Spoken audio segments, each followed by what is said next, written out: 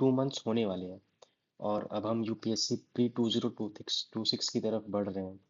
तो एक बार मैं आपसे अपने मेंस का एक्सपीरियंस शेयर कर देता हूँ कि मैंने जो इस बार जो 2025 मेंस दिया है सितंबर में जो कि कंडक्ट हुआ था, उसका मेरा एक्सपीरियंस कैसा रहा। सबसे पहली बात तो पेपर डिफ़िकल्टी की करेंगे। तो पेपर डिफ़िकल्टी के बारे में तो ऐसा था कि GS 1 जो था वो इजी था, कंपैरेटिवली इजी था, अगर सही बोले तो कंपैरेटिवली इजी था। और GS 2 इस बार काफ़ी डिफ़िकल्ट भी था और काफ़ी लेंदी पेपर भी था। एथिक्स एज यूजुअल था जैसा आता है। और इकोनॉमिक्स ऑन इकोनॉमिक्स को आप मतलब GS 3 को आप थोड़ा सा मॉडरेट साइड कह सकते हैं, जैसे GS 3 के पेपर्स आ रहे थे पिछले साल से, उस हिसाब से इस बार थोड़ा सा आसान था, बहुत ज़्यादा नहीं, थोड़ा सा आसान था। आसान नहीं कहेंगे उसको, थोड़ा सा मॉडरेट डिफिकल्टी थी उसकी। पेपर में सबसे बड़ा इशू होता है टाइम मैनेजमेंट का। अगर आपने टाइम सही से मैनेज नहीं किया तो फिर आपके क्वेश्चंस छूटने वाले हैं, और अगर क्वेश्चंस छूट गए आपके तो इंटरव्यू की लिस्ट में इंटरव्यू की कॉल बहुत ही मुश्किल है आना। तो क्वेश्चंस तो बिल्कुल ही नहीं छूटने चाहिए, इसीलिए टाइम मैनेजमेंट बहुत ही ज़्यादा इम्पोर्टेंट है। मेरा ऑप्शनल PSIR था। PSIR का पेपर इस बार का मॉडरेट था, बहुत ज़्यादा डिफिकल्ट नहीं था, मॉडरेट था। हाँ, अगर पेपर मॉडरेट होता है तो इसका ये मतलब नहीं कि वो स्कोरिंग इजी है, तो फिर उस हिसाब से चेकिंग भी शायद वो लोग डिफिकल्ट करते होंगे। और अगर डिफिकल्ट पेपर होता है तो चेकिंग थोड़ी सी मॉडरेट लेवल पे करते होंगे, मतलब नंबर ज़्यादा देते होंगे या कम देते होंगे पेपर की डिफिकल्टी के हिसाब से। तो पेपर डिफिकल्ट या इजी होने से बहुत ज़्यादा फर्क लिस्ट पे तो नहीं पड़ता या आपके मार्क्स पे तो नहीं पड़ता है। हाँ, अगर पेपर डिफिकल्ट है तो हो सकता है आपको कुछ क्वेश्चंस नहीं आ रहे हैं, तो वहाँ पे आपका इंटेलेक्ट मैटर करने लगता है फिर, कि आप उस क्वेश्चंस को हैंडल कैसे करते हैं जो क्वेश्चंस आपको नहीं आ रहे हैं, जो या जो आपने नहीं पढ़े हैं। और इजी पेपर है तो इजी है, तो वो सबके लिए इजी है, हर कोई वो पढ़ के गया ही है। तो इसलिए अगर टफ पेपर होता है तो फिर वो ज़्यादा चैलेंजिंग हो जाता है उनके लिए जिन्हें बहुत ही कॉम्प्रिहेंसिव नॉलेज नहीं है मेंस की या सिलेबस की। और मेंस के लिए सबसे इम्पोर्टेंट क्या होता है, सिलेबस के जो थीम्स हैं। जैसे सिलेबस के थीम्स की अगर मैं बात करूं तो सिलेबस में जो थीम्स हैं, जैसे पेपर 1 की बात करते हैं अगर, तो इंडियन हेरिटेज में सोसाइटी है। फिर सोसाइटी में हमारे पास जो मेजर थीम्स क्या हैं, रोल ऑफ विमेन है, विमेन ऑर्गेनाइजेशन है, पॉपुलेशन है, पॉवर्टी है, अर्बनाइजेशन है, ये सारे थीम्स हैं, कम्युनलिज्म, रीजनलिज्म, ये सारे थीम्स हैं। तो इनके नोट्स आपके पास होने बहुत ज़रूरी हैं, क्योंकि एंड रिवीजन के लिए, एंड टाइम रिवीजन के लिए आप उन्हीं नोट्स को रिफर कर सकते हैं जो थीम्स के ऊपर आपने बना रखे हैं। और ये नोट्स आपके पास पहले से प्रिपेयर्ड होने चाहिए। आपका प्रीलिम्स क्वालिफाई होने के बाद आपको सिर्फ उन्हें पढ़ना है और याद करना है, आपको नोट्स बनाने नहीं है। वो सारी चीज़ें आपको पहले से ही करके रखनी है, प्रीलिम्स होने से पहले करके रखनी है, मेंस से पहले करनी है। जो आपको मेंस के लिए 2.5 मंथ्स के अराउंड मिलते हैं, उसमें आपको कोई नए नोट्स नहीं बनाने हैं, सिर्फ जो पुराने बने हैं उनके रिवीजन ही करने हैं। इसीलिए ये थीम वाइज नोट्स आप प्रिपेयर नहीं है आपके पास तो आप प्रिपेयर करना शुरू कर दीजिए। और डेटा बहुत इंपॉर्टेंट है, क्योंकि आपको मेंस में डेटा अपने आंसर में को कोट करना ही करना है। तो हेल्थ पे, पॉवर्टी पे, विमेन पे, इन पे डेटा, मतलब डेटा भी आप उन्हीं पे बनाइए जिन पे आपके थीम्स हैं। हर थीम के अकॉर्डिंग आपको 1 या 2 डेटा डालना है, बहुत ज़्यादा डेटा नहीं डालना है। सिर्फ उतने डेटा डालने हैं जो आप याद कर सकते हैं। हर थीम पे डेटा होना चाहिए आपके पास, 1 या 2 डेटा, जो क्वेश्चन की रिक्वायरमेंट के हिसाब से आप यूज़ कर सकते हैं। और PYQ तो बहुत ही ज़्यादा इंपॉर्टेंट है। PYQ आपके पास एटलीस्ट 10 ईयर के आपके पास PYQ सॉल्व होने चाहिए,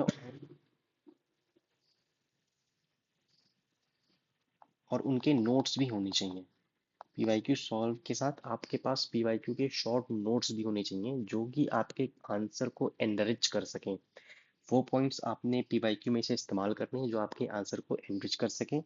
तो PYQ के भी नोट्स बहुत इंपॉर्टेंट है। नोट्स इन द सेंस, आपको नोट्स नहीं बनाने हैं PYQ के सारे, वो क्वेश्चंस जो आपको लग रहे हैं कि आप ये टैकल नहीं कर पाते एग्जाम के टाइम पे, और कुछ ऐसे पॉइंट्स जो टॉपर्स ने अपने आंसर्स में लिखे हैं जो आपको लगता है कि आप ये अपने आंसर में भी यूज कर सकते हैं, उन सारी चीज़ों का आपके पास एक शॉर्ट नोट्स होना चाहिए, जिसको आप एंड टाइम में रिवाइज करें और अपने आंसर में यूज करें।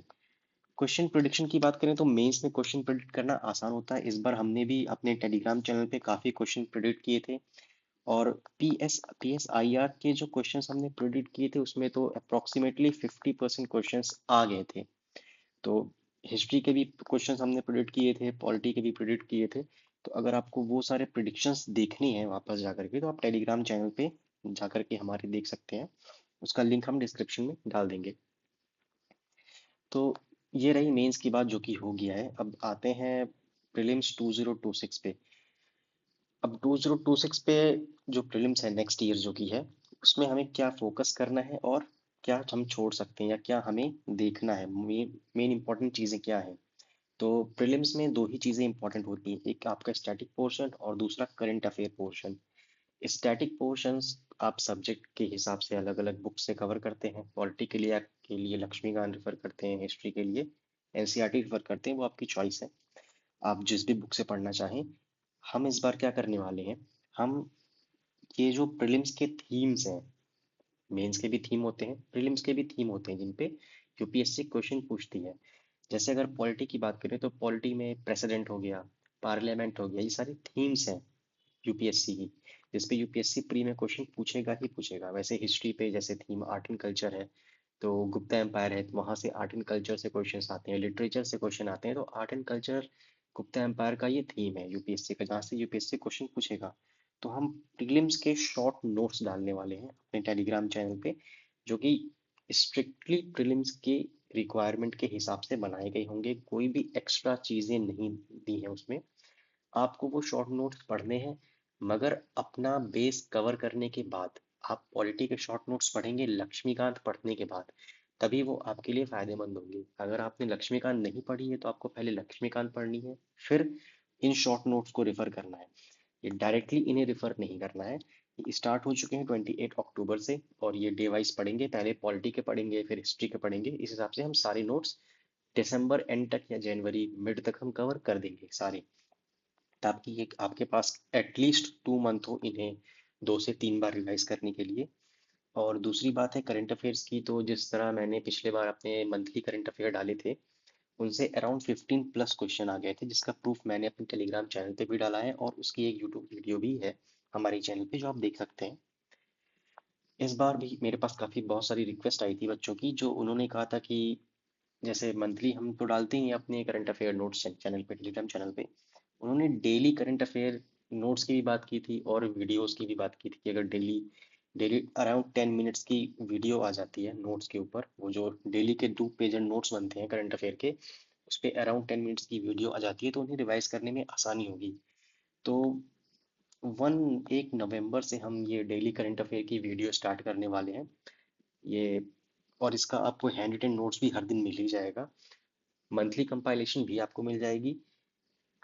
इस अगर इसको आप रिलीजियसली फॉलो करते हैं, तो डेली जो वीडियो होता है या डेली जो नोट्स होता है उसको पढ़ने का ये फायदा होता है कि वो डाइजेस्ट करना इजी हो जाता है। आपको एक मंथ में एक साथ बहुत सारी चीज़ें पढ़नी है, या आपको उन चीज़ों को थोड़ा थोड़ा करके पढ़ाया जा रहा है, तो जब आप थोड़ा थोड़ा करके पढ़ते हैं तो आपको वो डाइजेस्ट करना बहुत आसान हो जाता है। इसलिए आप फोकस करिएगा कि आप डेली करंट अफेयर की वीडियो या डेली करंट अफेयर के नोट्स रेफर करिएगा। मंथली तो आपको पढ़ना ही पढ़ना है। ये जो हमारे मंथली नोट्स होते हैं, जो अराउंड 40 to 45 पेजेस के होते हैं 1 मंथ के। बहुत ज़्यादा इसमें कवरेज नहीं होती है, strictly to the point cover किया जाता है इसको, जिससे कि आपको रिटेन करने में भी आसान होता है, ये हैंड रिटन होता है तो। और अच्छी क्वालिटी की इमेजेस और ये सारी चीज़ें लगाई जाती हैं, जिससे आप इसकी पिक्टोरियल मेमोरी अच्छी बन जाती है जिससे। तो अगर आप इसे रिफर करना चाहते हैं तो देख सकते हैं। और रही बात प्रूफ की, तो वो हमारे टेलीग्राम चैनल पे पड़ा हुआ है, जिसका लिंक मैं डिस्क्रिप्शन में डाल दूंगा, आप वो भी जा करके देख सकते हैं। तो इस वीडियो में तो इतना ही, अब फिर मिलते हैं।